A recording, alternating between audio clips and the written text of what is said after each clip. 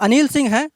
चाचा एक बात बताइए कि क्या है पूरा मामला? वो लोग आप पे आरोप क्यों लगा रहे हैं कि आप लोग धान खरीद लिए लेकिन उसको पैसा क्यों नहीं दे रहे हैं? उनका एक और आरोप है चाचा कि जैसे कि आपके पंचायत के संडा गांव है, वहाँ पे सबसे ज़्यादा धान खरीद हुआ। उन लोगों का कहना यह भी था कि संडा पंचायत में इतना ज़मीन ही नहीं है तो इतना धान का पैदावार क्यों हो गया। वहाँ पे कहीं ना कहीं आप पे आरोप लगा रहे थे कि वो धांधली किए हैं और मतलब कि अवैध किसानों से वो धान खरीदे। एक बात और बताइएगा चाचा, जैसे कि उन लोगों का कहना था कि पैक्स अध्यक्ष उन किसानों से भी धान खरीदे जो वास्तव में किसान है ही नहीं। एक का वो नाम ले रहे थे, शायद वो कोई गुमटी वगैरह चलाते हैं। उनका क्या सच है?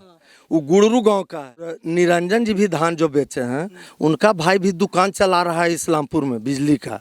ये निरंजन जी के भाई साहब? हाँ, वो भी दुकान चला रहे हैं। तो हमको दुकान से क्या मतलब है?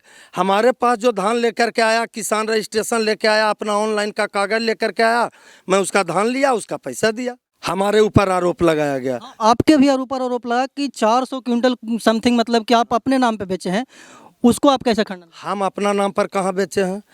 हमको फोन पर धमकी भी दिया गया 2-4 दिन, यानी 5-6 तारीख तक फोन करके बताया गया कि आप पैसा दोगे कि नहीं दोगे। हम कहे कि हम तुम्हारा धान रिसीव नहीं किए हैं तो पैसा कैसे देंगे। ये लोग आरोप लगाए हैं, उसमें पहला नाम है निरंजन कुमार। निरंजन कुमार का मैं धान पूरा का पूरा ले लिया हूँ। 3 भाई निरंजन के नाम पर खाता पर पैसा चला गया है 17 फरवरी को ही। आपका धान खरीदाया है कि नहीं? खरीदावे किया है, पैसा मिला? एकदम। आपको भी लेना है उज्ज्वला योजना का लाभ, तो देर किस बात की। आ जाइए अरविंद गैस एजेंसी मुंदीपुर औंगारी।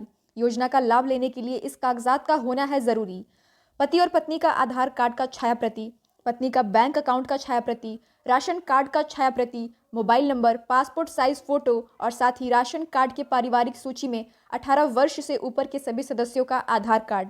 विस्तृत जानकारी के लिए संपर्क करें 8840381341। दूसरा नंबर है 7808752752। वहीं तीसरा नंबर है 9102176966। नमस्कार, मैं अमित चौरसिया और आप देख रहे हैं नालंदा दस्तक।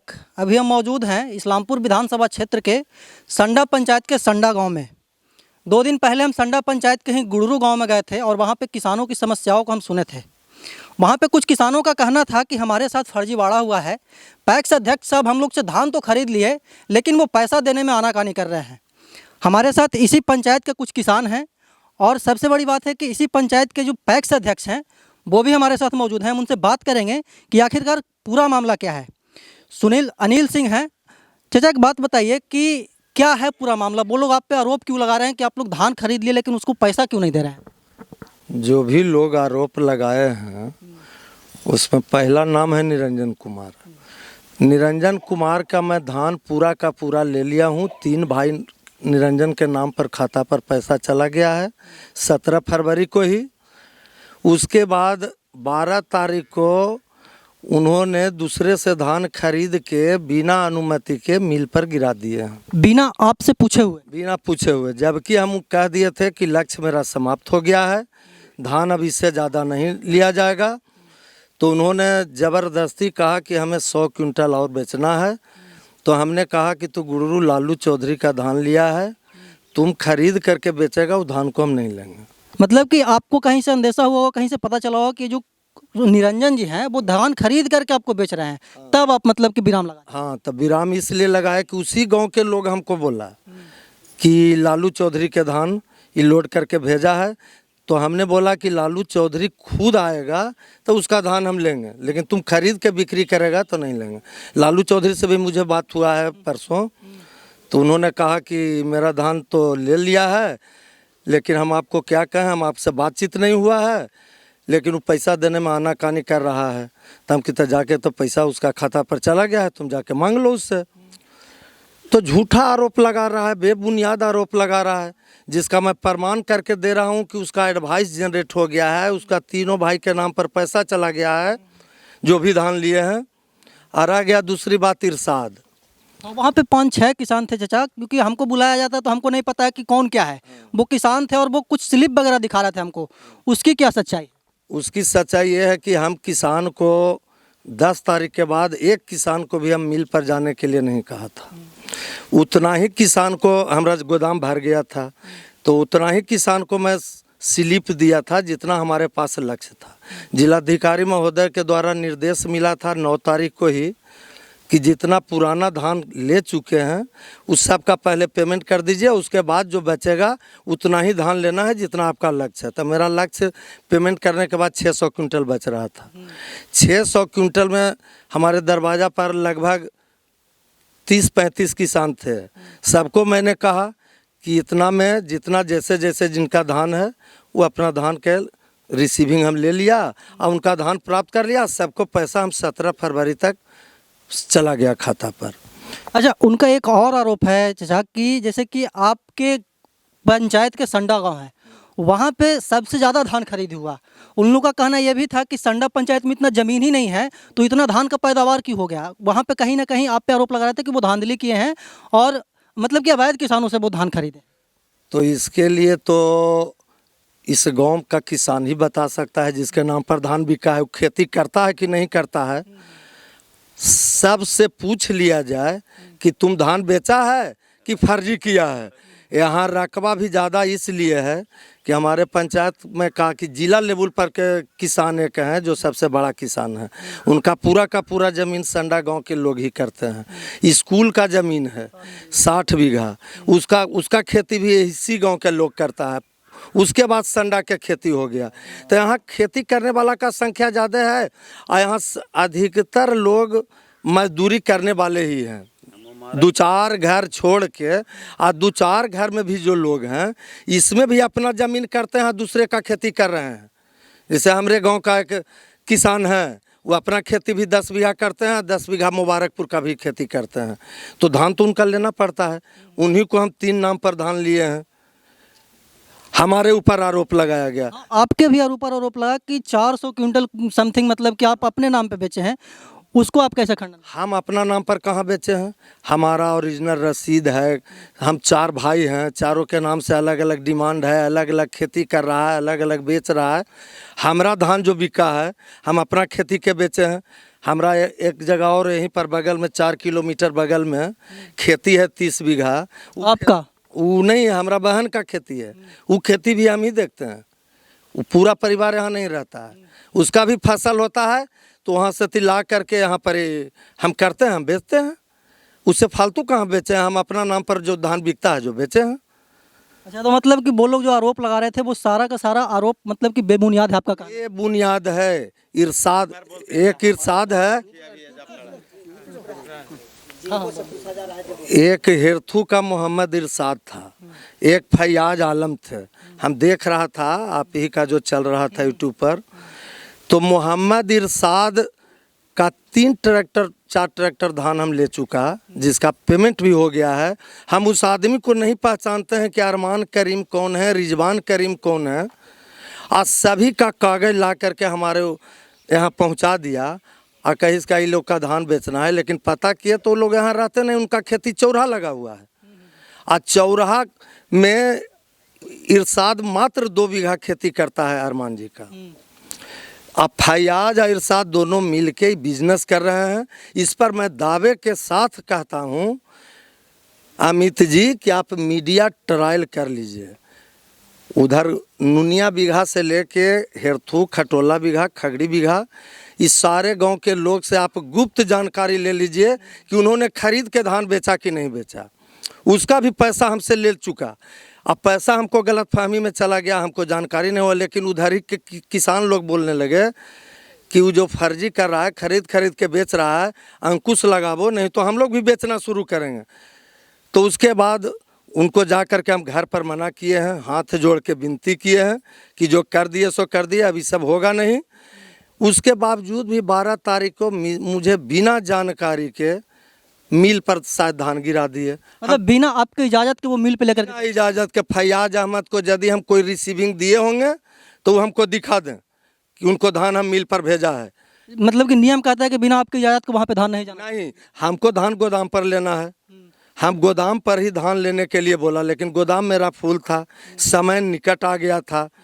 तो हमने कहा कि एक काम करो, तू धान हमको दे दो, हम मिल पर धान पहुंचा देंगे। इसलिए कि यहाँ रखने का जगह नहीं है। अभी भी कुछ धान हम बाहर में देखिए रखे हुए हैं, गोदाम भर गया, उसके बाद भी बाहर में धान हम रखे हुए हैं, तो धान खराब होने की संभावना था।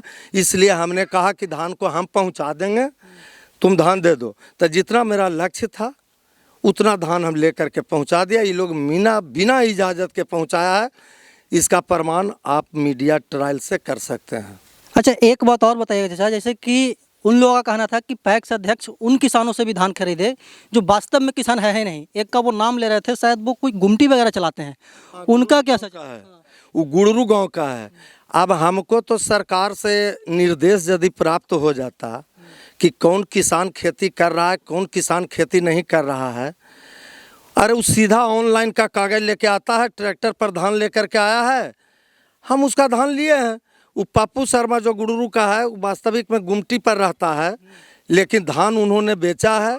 उसका और 2 भाई है, वो खेती करता है, कहीं पर किसी का खेती कर रहा है 5 बीघा 6 बीघा।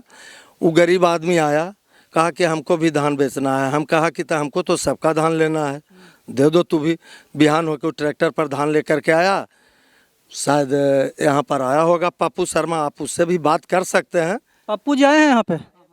पप्पू जी इधर आइए थोड़ा सा। ठीक है, क्या है मामला? आप पे जो आरोप लगा रहे थे निरंजन जी कि आप किसान नहीं हैं, खेती नहीं करते हैं, फिर भी आप धान बेचे, क्या है पूरा मामला? हाँ भाई साहब खेती सब करते हैं, उन्हीं के धान बेचे हैं। अच्छा, मतलब कि आप अपने भाई का धान बेचे? भाई के धान बेचे हैं। आप किसान नहीं है लेकिन आपके भाई तो हैं, तो वो मतलब कि उनके नाम पे बेचे? हाँ बेचे उनके बास भाई पर। निरंजन जी, अगर आप देख रहे होंगे तो सुन लीजिए इनको, ये अपने नाम पे नहीं बल्कि अपने भाई के नाम पे बेचे हैं। अपना नाम पर रजिस्ट्रेशन इनके नाम से है।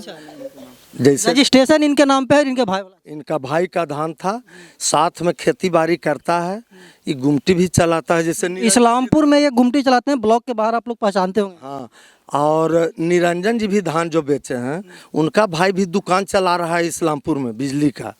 ये निरंजन जी के भाई साहब? हाँ, वो भी दुकान चला रहे हैं। तो हमको दुकान से क्या मतलब है? हमारे पास जो धान लेकर के आया, किसान रजिस्ट्रेशन लेके आया, अपना ऑनलाइन का कागज लेकर के आया, मैं उसका धान लिया, उसका पैसा दिया। मतलब आपको सिर्फ एक ही मतलब होता है कि किसान रजिस्टर्ड हो, उसका धान आपको लेना? उसका धान हमको लेना है 100%, कोई छूटे नहीं। और हम अनुमान लगाते हैं कि 3 लोग के अलावा हमारे पंचायत का और कोई किसान छूटा नहीं है। ये लोग भी छूट गए, इनको ज़्यादा लोभ हो गया। हम दावे के साथ कहते हैं कि निरंजन यदि सुन रहा है, आ गुड़रू गांव के लोग यदि सुन रहे हैं, तो अपना आत्मा पर हाथ धर के बताएं कि लालू चौधरी का धान निरंजन लिया कि नहीं लिया। मतलब कि क्या बोलते हैं उसको, वो खुद धांधली कर रहे हैं और अब वो आप पे आरोप? हाँ, हमरा पर बेबुनियाद आरोप लगा रहा है। प्रत्येक साल निरंजन कुमार का धान हम लेते हैं, पिछला साल भी लिए हैं, इस साल भी लिए हैं, 3 नाम पर धान वो बेचा है। अच्छा, एक और चचा हैं, हम इनसे बात करते हैं। चचा, आप बुजुर्ग हमको देखने में लग रहे हैं, जैसे कि निरंजन जी का कहना था कि संडा पंचायत के संडा गांव में सबसे ज़्यादा धान खरीद हुआ है, जबकि उतना ज़मीन ही नहीं है। आप किस नज़र से देखते हैं इस बयान को? संडा गांव में बगल में मुबारकपुर गांव है, जहां के पप्पू बाबू जाने माने किसान हैं, 200 बीघा का किसान। उनका करीब करीब टोटल खेती संडा गांव में है, और उसका टोटल जो खेती है उस संडा गांव के ही लोग। ये गांव जो है सो हरजन और बैकवर्ड का है, करीब करीब फॉरवर्ड मात्र 1 है। और बगल में बेसिक स्कूल है, संडा बेसिक स्कूल, उसका 64 बीघा ज़मीन है। वो भी 64 बीघा का खेती जो होता है से संडे के लोग कर रहे हैं। तो पैदा तो अमूमन बढ़ेगा, संडा में है नहीं, लेकिन बगल वाला जो मुबारकपुर पप्पू बाबू का ज़मीन है प्रॉपर संडा में है, और टोटल ज़मीन संडा के लोग कर रहे हैं। मतलब कि संडा के किसान हैं जो उतना पैदावार किए हैं, तब इतना बिक्री हुआ। तब बिक्री हुआ है। अब बात रहा को जो निरंजन जी का मैंने जो अथी शिकायत है, वो शिकायत बेबुनियाद है। अच्छा, यहाँ पे मुखिया जी के मतलब कि पुत्र थे आए हुए, वो भी मतलब कि पंचायत को बहुत करीब से देखते होंगे। सुनील जी, एक बात बताइए कि क्या है पूरा मामला, आप इस मतलब कि घटनाक्रम को कैसे देखते हैं? सबसे पहले हम नालंदा दस्तक को धन्यवाद देना चाहते हैं, जो संडा पंचायत में आके किसानों से रूबरू हुए। मामला है सर कि उन लोग 2 ट्रैक्टर धान बेच दिया है, जितना उन लोग उपजाता उतना बेच दिया है। उसके बाद पैसा भी उन लोग के पेड हो गया। अब उन लोग बिजनेस बनावे लगा, एक घर में जाके तहसील के उन लोग धान ले जाके मिल पर इनका बिना अनुमति के धान जाके गिरा दिया। अच्छा, और उसका पैसा वो मांग रहा है? हाँ, उसका पैसा भी पैक्स रेट से मांग रहा है, जो कि लक्ष्य समाप्त हो गया था। समझे, समाप्त के बाद उन लोग गिरा दिया है ले जाके। तो इसमें तो दोषी उन्हीं लोग हैं। हम भी पंचायत घूमते हैं, रात दिन तो पंचायत में रहते हैं, हमको तो कोई नौकरी नहीं है। हम भी एक एक किसान से मिलते हैं, उन लोग भी बोले कि पैक्स अध्यक्ष का कोई गलती नहीं, बाकी इनका डीलरशिप भी एगो चलता है। यहाँ पे मतलब कि एक दुकान भी है इनका। हाँ, उसमें भी कहीं इनका आज तक हम इनको 7 साल 8 साल से जान रहे हैं, 14 से जान रहे हैं, आज तक इनको कहीं शिकायत नहीं।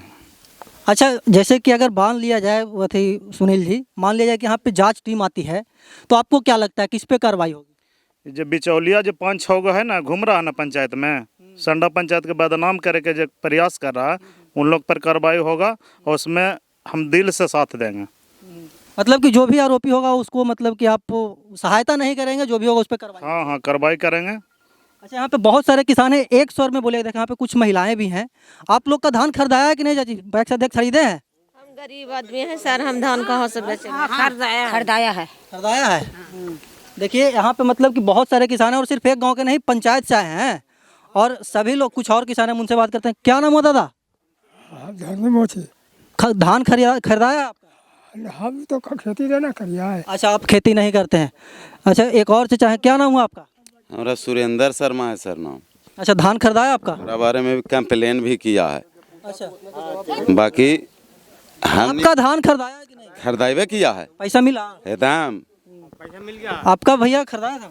हम तो किसान नहीं हैं, उनसे पूछ लीजिए। अच्छा, एक और दादा है, धान खरीदाया, पैसा? सर धान लिए हैं, पैसा हमको पेमेंट हो गया, अगला बार भी धान लेते हैं, 1 साल हम लोग को बाकी नहीं रखते हैं।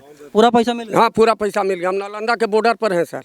अच्छा, कुछ और भी? आप सभी लोग का धान खरीदा? धान हमने सबके लिए हैं कि पैसा मिल गया? पैसा 8 दिन में मिल गया था। हाँ, मिल गया तुरंत, पैसा 4 दिन में अंदर हम लोग का हो गया, पेमेंट हो गया, एकदम कोई लफड़ा नहीं हम लोग के रहता। पैसा में पूरे बिहार हम लोग के धान खरीदा गया और पैसा भी पेड में क्लियर है पैसा देने के लिए। देखिए यहाँ पे पैक्स अध्यक्ष साहब थे और क्या बोलते हैं कि 2 दिन पहले हम गुड़रू गांव में गए थे, तो वहाँ पे कुछ किसानों का कहना था कि हम लोग जो धान बेचे हैं उसका पैसा नहीं मिल रहा है। उसका सिर्फ एक रीजन है, जैसा कि पैक्स अध्यक्ष साहब बताए, कि वो लोग बिना इजाज़त के मतलब कि मिल पे जा करके पहुंचा दिए। अब जब इनको पता ही नहीं है भाई साहब, तो आपको पैसा कैसे देंगे? स्वाभाविक, आपको तो पता नहीं है कि वो 3 ट्रैक्टर कैसे दिए। के बाद जब जान रहा है, गिराने के बावजूद भी हमको जो रिसीविंग भी है वो भी आज तक नहीं दिया है, ताकि हम कोई जवाबदेह बने। हमारा घर पर रिसीविंग भी नहीं दिया है कि धान गिरा दिए हैं, खरीद के गिराए हैं या मेरा है, उसका कोई जानकारी नहीं दिया है। 17 तारीख को मेरा मोबाइल पर व्हाट्सएप करता है पर्ची का, तो मैंने बोला कि वैसा तो पटेल राइस पर डेली 100 गो व्यापारी का धान जाता है, तो कांटा स्लिप को हम नहीं मानते हैं। तुम हमको ऑनलाइन करता, तो हमको समय पर देता, हम धान रिसीव करते गोदाम पर, उसके बाद मेरा काम था मिल पर भेजना। तुम मेरा बिना इजाज़त के गया है, तो हमको तो कोई जानकारी नहीं। इसका लिखित सूचना मैं प्रखंड सहकारिता पदाधिकारी को 11 तारीख को ही दे दिए हैं कि कुछ हमारा पंचायत के किसान सर जाके बिना इजाज़त के धान गिरा दिए हैं। देखिए, बिना इजाज़त के अगर धान गिराइएगा जा करके मिल पे, तो उसका जवाबदेही पैक्स अध्यक्ष साहब को नहीं होगा। वो आपकी जिम्मेवारी बनती है कि आप कैसे पैसा लेंगे उनसे। यही मामला है ना चाचा? यही मामला है। हमको फ़ोन पर धमकी भी दिया गया 2-4 दिन, यानी 5-6 तारीख तक फ़ोन करके बताया गया कि आप पैसा दोगे कि नहीं दोगे। हम कहे कि हम तुम्हारा धान रिसीव नहीं किए हैं, तो पैसा कैसे देंगे? देखिए, अभी हम संडा पंचायत के संडा गांव में थे। यहाँ पे कुछ किसानों से बात किया, पैक्स अध्यक्ष साहब से बात किया, मुखिया जी के पुत्र थे उनसे बात किया।